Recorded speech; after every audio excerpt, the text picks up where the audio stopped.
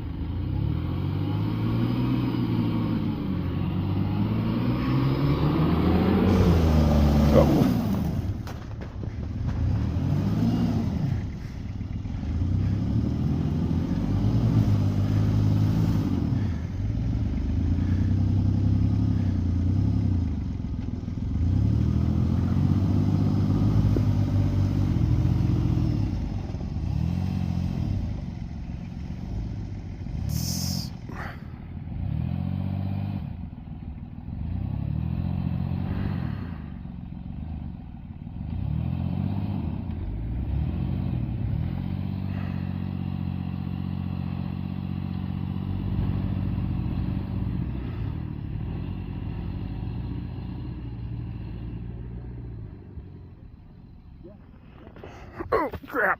Yeah, it's way deep. We're dragging the pumpkin now.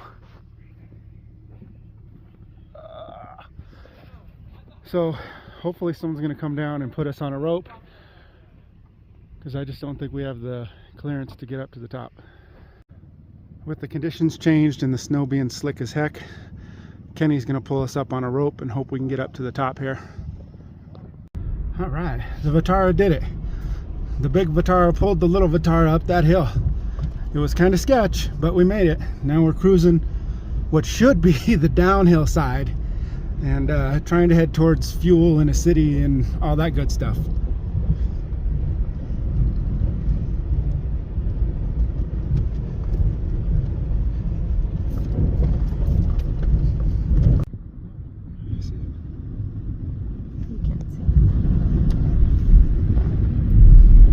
So every time we stop, we back up to try to make sure we can get a running start again. Here's the pile of snow that we've been pushing. Man, it sure is nice though.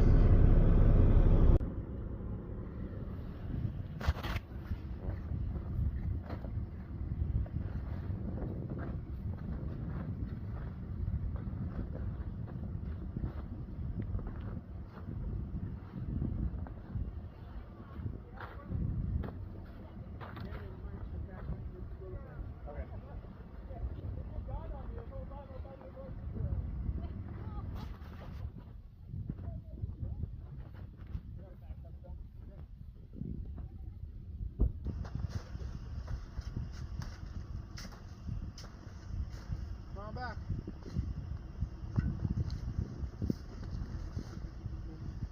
Good? He's on it.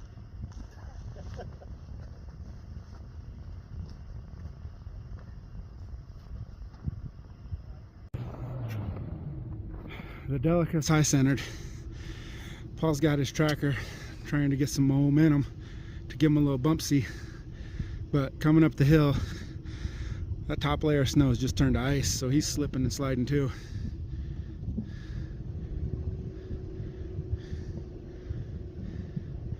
Oh, really? Oh, no. That's not good.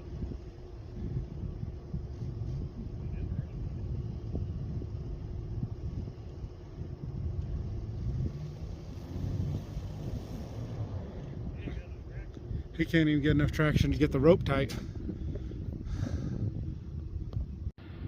I don't know if you can tell on camera, but the layer of snow we're riding on itself is over a foot. Check that out. So I'm buried down to top of my shin.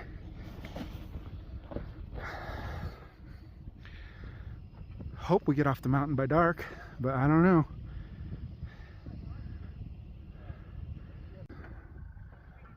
Alright, we changed plans again.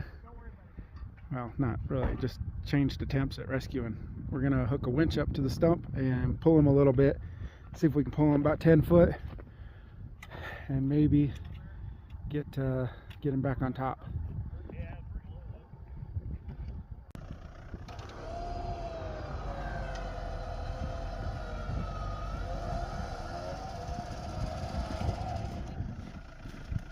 Let's get you past that look. I'll keep your lines slack. Thank you.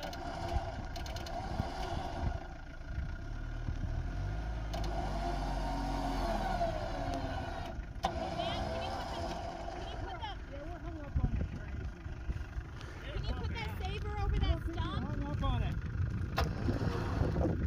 Can you put that? You're not hung up on it.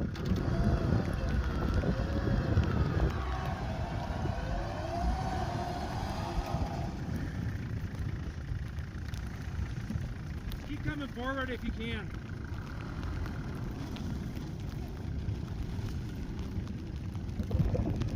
All right, that's moving. Turn your wheels that way. There you go. There you go. Perfect. Oh, it's starting to come down like crazy. Okay, here's the latest situation. It's getting dark. The Delica has moved. Snow's gone to hell. Eric ran out of gas down at the bottom of the hill somewhere. And they're siphoning gas out of the Suburban to put into the Eric's rig. But it looks like the Suburban is only running in first gear. So once we do get to a road, I don't know how that's going to work out. I'm still hooked to Kenny. I think we're going to stay hooked for a little bit and see what happens.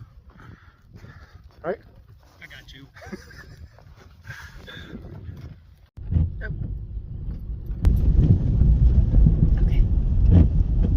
So, in the interest of trying to get off the hill before dark, which it doesn't look like we're going to do, we chose to just stay hooked up to Kenny. And he's been pulling us through every time we've gotten slowed down. But I don't hear the front end grinding on the snow right now. So we might be good, but we'll just stay hooked up and keep moving together.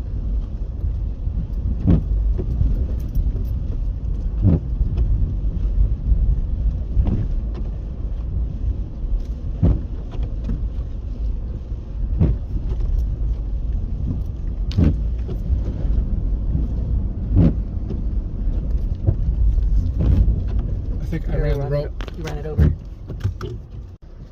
I didn't do a good enough job. We ended up running over the rope, so we decided to just unhook. It looks like it's a lot less deep, and I hear we're not much further from the road. So as long as we pull out of here, oh yeah, we're doing real well. I don't hear the front nose pushing snow, so I should slow down a little bit, give him some room in case I need to speed up. Whoa. And we're heading towards the bottom. Man, what a crazy day.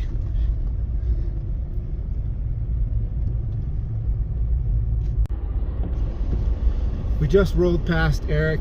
Everyone's going on the gas run. I'm going to hang behind with Eric and Greg just in case we need an extra hand here. We just passed Eric and Greg. Eric ran out of gas, like I mentioned earlier. So everybody else is heading into town. We're going forward because we've got to make sure Paul gets into town before he runs out of gas. So we're just going to keep on cruising. They've got 4 rigs who are hanging back, and everybody will meet up probably at the gas station. It's getting dark, so this might be the last update before we get to the gas station. Paul's very low on fuel. Somebody is stuck up front somewhere. Kenny had to pull me again. I ran over the rope because I suck, but we fixed that problem. Now I'm unhooked from Kenny. And it looks like, even though Eric's out of gas, it looks like they're towing him as well back there. And so once we get unstuck, we're going to keep on moving forward. The wind is whipping and the snow is falling, and I'm getting back in the truck. All right, so here's the newest update.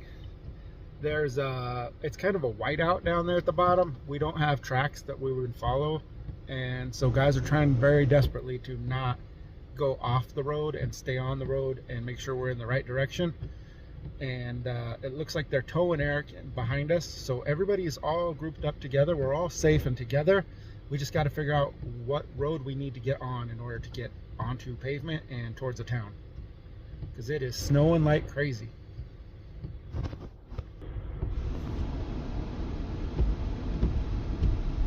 Oh, almost to the road. Don't. You're recording. That's good. It'll be triumphant. In theory, this is a real road. Oh no!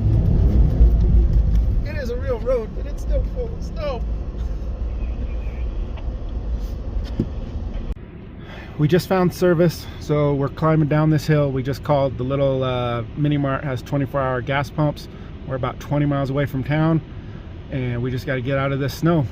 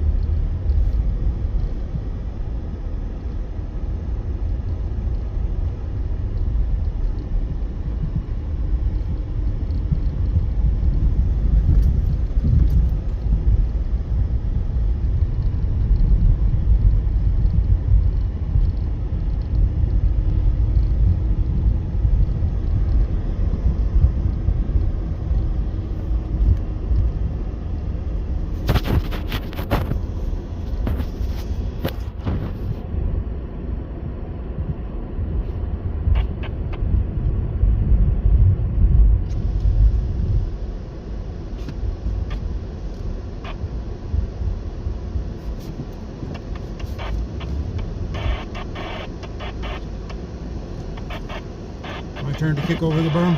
Your turn. I'm not jumping on it. Maybe you will.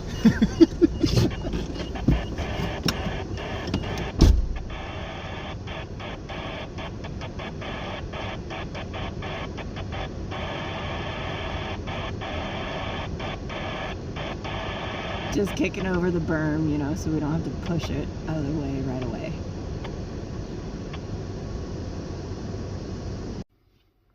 It has been very slow going. Even though we're on a actual road, the snow is still super duper deep, and the guys up front are pushing through, but we were able to get service, and we called the town, and the gas pumps are open 24 hours.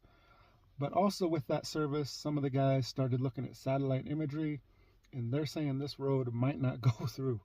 There may be a washout or something. Now, the weird thing is, if I followed NF38 out, surprisingly, it does dead end. But the route that I was looking at doesn't use that all the way out. Yes, I agree. NF38 dead ends. That's not what I was talking about. What I was talking about is just north of where the National Forest ends. If you look at the satellite imagery there. Okay, let me check that out. So they're trying to verify whether or not this road even goes out. If it doesn't go out, we're in for a very long night, because that's the way out. And we're gonna have to figure out how to turn all these rigs around, and already if half of the group is low on fuel, and we have one dead rig already that's Looks being like that's towed. right after you turn off of NF38 to Day Basin Road. Yeah, it's the Day Basin Road shows that it goes all the way through, but if you start looking at the satellite imagery after, like north of the National Forest boundary, that's my concern. So if we can't get out, I don't know. We're gonna have to split up, and half the group will go the other way to bring fuel back. Yeah, my concern is that's right where the private lands begin, and you know, if they've got that tank tractor gated off there, when you look at the satellite imagery and you look at the road overlay, there is no road underneath that Day Basin Road there. So I don't know what the plan is yet. They're still looking at it. Okay, now we're on to plan like Bruni and Capella both turned around and pointed back up the hill the way we came. We cannot go down through. It's a no-go. It's private property. So we are trying to turn around and back up to this section. Like 95 miles from here. Holy crap. So we're trying to back up the hill.